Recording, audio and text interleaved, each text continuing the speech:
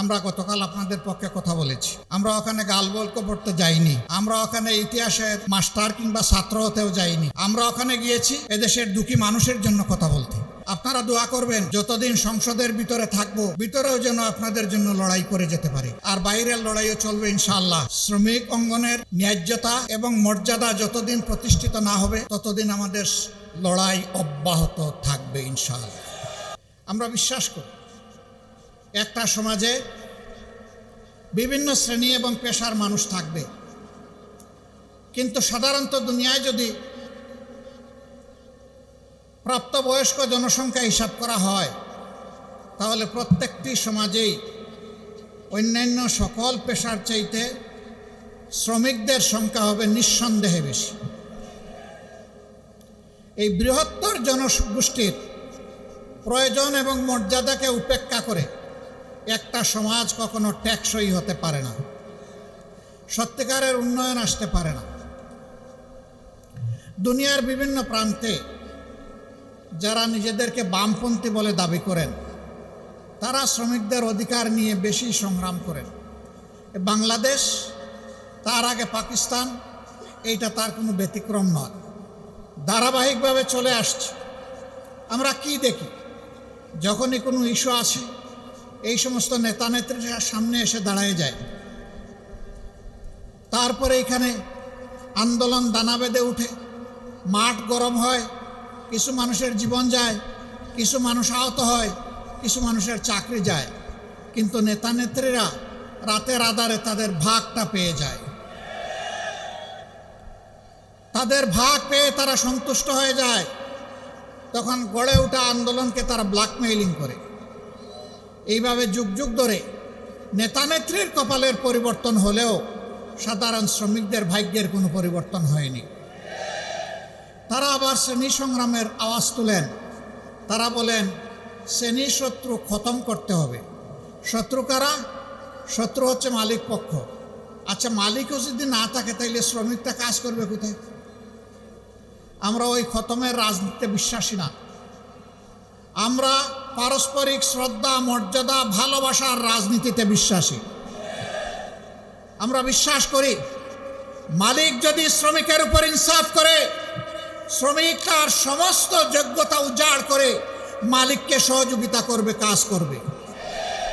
কিন্তু মালিক যদি শ্রমিককে ঠকায় তাইলে স্বাভাবিকভাবেই ছায়ার দিকে পা তুললে ছায়াও কিন্তু পা তুলে।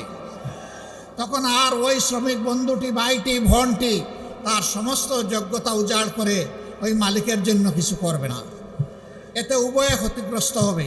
আমরা কারোই ক্ষতি চাই না, আমরা চাই তাদের মধ্যে সমন্বয়। আজকে বাংলাদেশের 16 কোটি, 18 কোটি, 20 কোটি বিভিন্ন জন বিভিন্ন কথা বলেন। তার মধ্যে বিশাল অঙ্গন জুড়ে শ্রমিকদের পদচারণা শুধু দেশের ভিতরে নয়, বাইরেও বটে। আজকে তো দেশের ভিতরের শ্রমিক ভাই বোনদের জন্য আমরা কথা বলছি, বাইরের যারা তারাও তো আমাদের ভাই বোন, তাদের জন্য কথা বলবে কে? সামান্য রুটি রুজির আশায়, একটু আশ্রয়ের আশায়, একটু ভাগ্য পরিবর্তনের আশায় এরা জীবনের ঝুঁকি নিয়ে সমুদ্রে নৌকার উপর চড়ে বসে। তারপরে কোনো একটা ঢেউ এসে তাদেরকে সমুদ্রের পেটে হজম করে ফেলে। আর কেউ ভাগ্যবশত চলতে চলতে, দুলতে দুলতে কোনো সুরত যেখানে গিয়ে পৌঁছতে চায় সেই বন্দরে ভিড়ে। ওখানে ভিড়ার পর কারো জায়গা হয় কারাগারে, আর কারো জায়গা হয় বনে জঙ্গলে। তারপরে আস্তে আস্তে আস্তে পথ খুঁজে নেয়। সেই সমস্ত লোকেরা যখন একটু কাজকর্ম করে তখন বিদেশের মাটিতে প্রাসাদ গড়ার চিন্তা করে না। তাদের অর্জিত সমস্ত সম্পদ প্রিয় দেশে আপনজনের জন্য, দেশের জন্য পাঠিয়ে দেয়। হ্যাঁ, বৈধ পথে অনেক শ্রমিক যান, তারা যাওয়ার পথেই দালালদের খপ্পরে পড়েন, সিন্ডিকেটের খপ্পরে পড়েন। যে টাকা দিয়ে পাশের দেশের দেশসমূহের লোকেরা যায় তার চাইতে 3 গুণ 4 গুণ ওই দালালদেরকে দিয়ে তাদেরকে বিদেশে যেতে হয়। তখন তারা সেই টাকাটাও পোষাতে পারে না, তাদেরকে মানবেতর জীবনযাপন করতে হয়। 2-4টা দেশে যাওয়ার সুযোগ হয়েছে, দেখার সুযোগ হয়েছে, তারা 3টা শিফটে একটা সিট ভাগাভাগি করে ঘুমায়। সেই সিটের প্রস্থ হচ্ছে 2.5 হাত। একজন ঘুমাইলে ওখানে আর আরেকজন ঘুমাতে পারবে না। একজনের ঘুম না ভাগলে আরেকজনকে অপেক্ষা করতে হবে দাঁড়িয়ে দাঁড়িয়ে। তাদের মুখের গ্রাস তারা স্যাক্রিফাইস করে দেশে টাকা পাঠায়। আমরা খুব সুন্দর করে বলি তারা রিমিটেন্স যোদ্ধা, কিন্তু এই যোদ্ধাদেরকে আমরা মর্যাদা দেই না। তারা যখন পাসপোর্ট রিনিউ করতে যায়, ঘাটে ঘাটে দালালের খপ্পরে পড়ে বিড়ম্বিত হয়ে তারা কষ্ট পায়। বছরের পর বছর যায়, সেখানে মিশন আছে, হাই কমিশন আছে, সেখানে আমাদের এমবাসি আছে, বড় বড় কর্মকর্তা কর্মচারীরা আছেন, কিন্তু আমাদের এই ভাই বোনদেরকে সেখানে ভোগান্তি পোহাতে হয়। তারা কেউ যখন চাকরি হারায়, যদি সঙ্গত কারণে হারায় বলার কিছু নেই, কিন্তু অনেকে অসঙ্গতভাবেও হারায়। তাদের পাশে দাঁড়ানোর কাউকে খুঁজে পাওয়া যায় না। আমরা এই পরিস্থিতি আর দেখতে চাই না।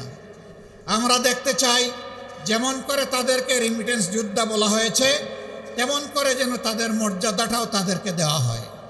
তাদের প্রয়োজনে দেশ এবং সরকার যেন তাদের পাশে দাঁড়ায়। যদি ওই সমস্ত এমবাসি এই কাজ না করতে পারে, ওখানে এমবাসি থাকারই কোনো প্রয়োজন নেই। এমবাসি কার জন্যে? এমবাসির কিছু কর্মকর্তা কর্মচারীকে লালন পোষণ করার জন্য নয়। এমবাসি ওখানে দেওয়া হয়েছে দেশের জনগণের স্বার্থকে সেখানে রক্ষা করার জন্য। সম্মানিত বন্ধুগণ, এখানে নামাজ সম্ভবত 5টায়, এই জন্য আমরা আর কথা বাড়াবো না। আমি ওই দিক থেকে সরে আসলাম। বাংলাদেশের সংসদীয় রাজনীতির সংসদ হবে সব কিছুর কেন্দ্রবিন্দু। আমরা গতকাল আপনাদের পক্ষে কথা বলেছি। আমরা ওখানে গালবল্ক পড়তে যাইনি। আমরা ওখানে ইতিহাসের মাস্টার কিংবা ছাত্র হতেও যাইনি। আমরা ওখানে গিয়েছি এদেশের দুঃখী মানুষের জন্য কথা বলতে। আপনারা দোয়া করবেন, যতদিন সংসদের ভিতরে থাকব, ভিতরেও যেন আপনাদের জন্য লড়াই করে যেতে পারি। আর বাইরের লড়াইও চলবে ইনশাআল্লাহ। শ্রমিক অঙ্গনের ন্যায্যতা এবং মর্যাদা যতদিন প্রতিষ্ঠিত না হবে, ততদিন আমাদের লড়াই অব্যাহত থাকবে ইনশাআল্লাহ। আল্লাহ তাআলা আপনাদেরকে ভালো রাখুন। এদেশে মালিক এবং শ্রমিকের পারস্পরিক সৌহার্দ্যপূর্ণ একটা বোঝাপড়ার জায়গা তৈরি হোক, যাতে উভয়েই লাভবান হয়। আমরা সেই দেশটিই গড়তে চাই।